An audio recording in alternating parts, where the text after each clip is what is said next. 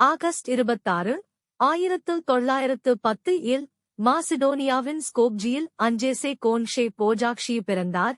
அவர் ஆரம்பத்தில் ஒரு மத அழைப்பை உணர்ந்தார். லொரேட்டோ சகோதரிகளில் சேர்ந்தார்.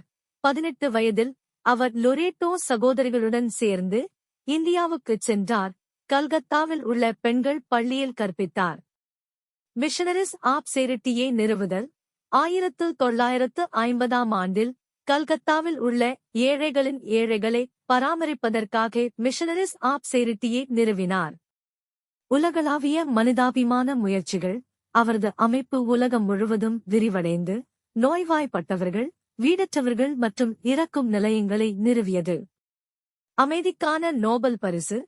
அவரது மனிதாபிமான பணிக்காக 1979 இல் அமைதிக்கான நோபல் பரிசு வழங்கப்பட்டது. புனிதர் பட்டம். அன்னை தெரசா செப்டம்பர் 5, 1997 இல் இறந்ததைத் தொடர்ந்து 2016 இல் கல்கத்தாவின் புனித தெரசாவாக புனிதர் பட்டம் பெற்றார்.